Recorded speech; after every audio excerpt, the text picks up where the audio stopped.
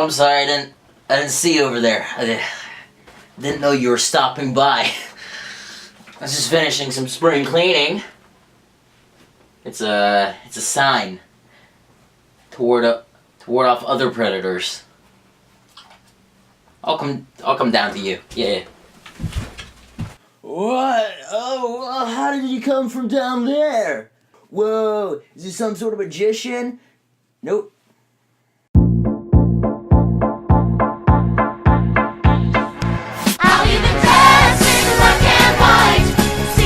I'm sure you've heard about the reboot of Roseanne being re-canceled. If you somehow haven't, Roseanne tweeted some super racist shit comparing a black woman to a mix between a member of the Muslim Brotherhood and an ape from Planet of the Apes. So ABC said, show's done. What did you expect? And then everybody continued living their life without a Roseanne television show, just like they had been for the past 20 years. Well, mostly everybody. President Donald J. Trump, and I really want to stress that word president here, because I feel like that's important to remember exactly who this is, tweeted out, Bob Iger of ABCA called Valerie Jarrett to let her know that ABCA does not tolerate comments like those made by Roseanne Barr. Gee, he never called President Donald J. Trump to apologize for the horrible statements made and said about me on ABCA. Maybe I just didn't get the call?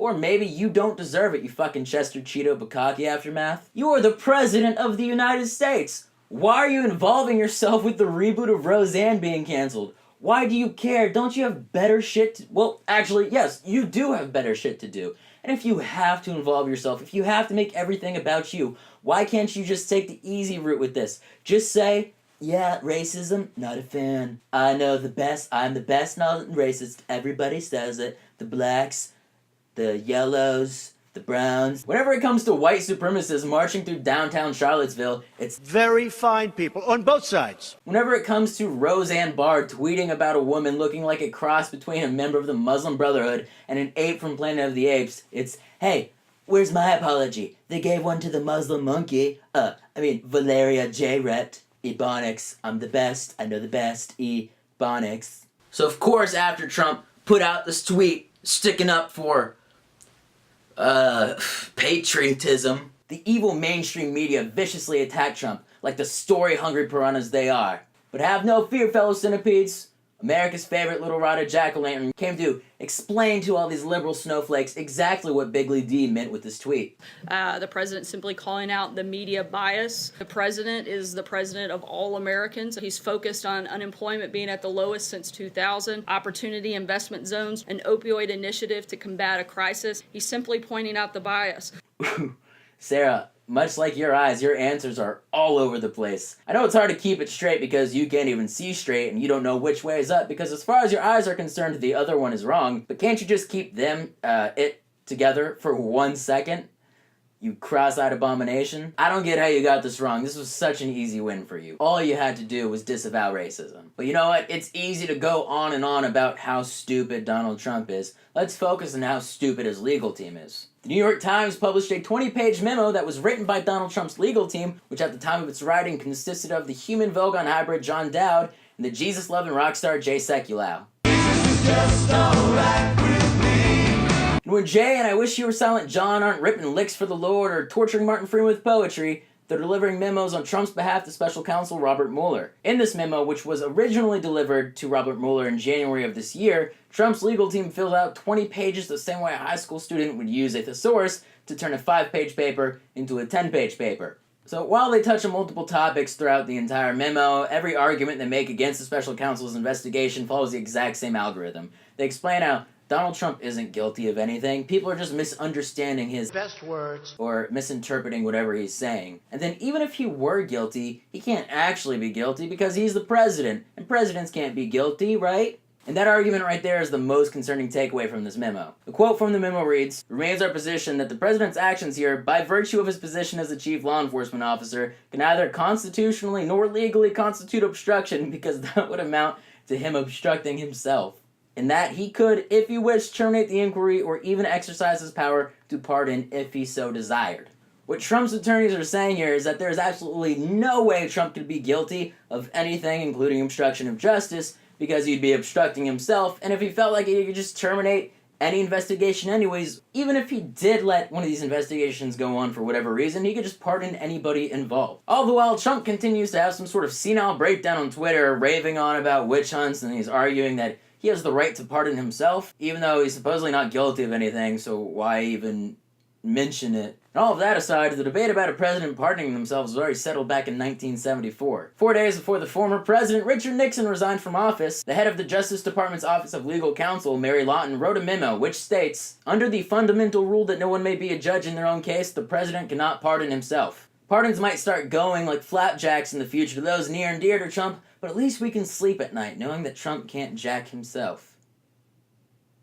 But none of this liberal propaganda, like facts, matters to Trump's all-star legal team. Here's a look at some of their genius work. Do you guys remember Michael Flynn, Trump's first national security advisor? The one who pleaded guilty to willfully and knowingly making false, fictitious, and fraudulent statements to the FBI about his relations with the Russian ambassador Sergei Sergei Call him Sergei. While Donald Trump did officially fire Flynn himself, he afterwards called for a meeting with the then head of the FBI, James Comey. During this meeting, he told Comey, "I hope you can see your way clear to letting this go, to letting Flynn go. He's a good guy, great guy." So yeah, most people will hear that and think, definitely obstruction of justice. I mean, the president's asking the head of the FBI to drop an investigation into somebody solely on the basis that this person being investigated is a good guy. Well, believe it or not, Trump's attorneys would disagree, and they bring out the big guns to prove their point.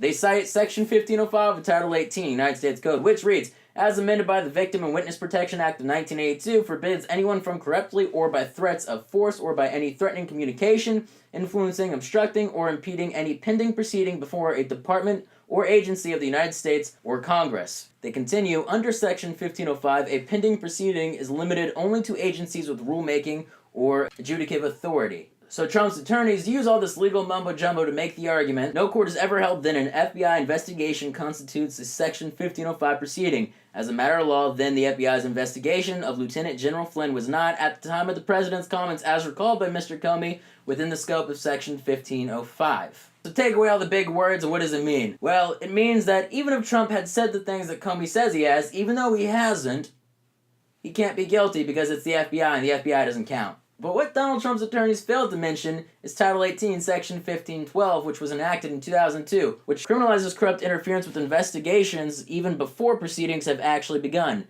rendering the entire argument that Trump's attorneys have made here completely useless. And look, I'm not going to pretend to be a legal expert.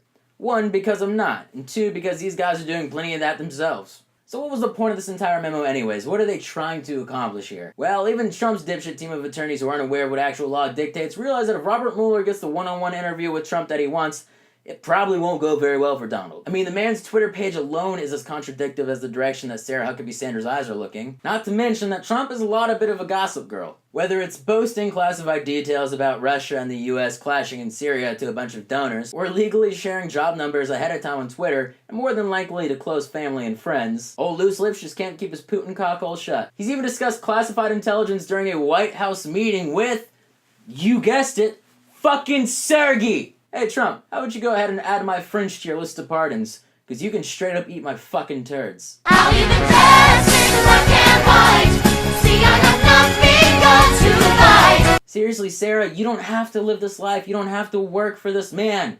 You can leave this all behind. Follow your true calling. Working as a stand-in for the Marty Feldman wax figurine whenever the original's out for repairs.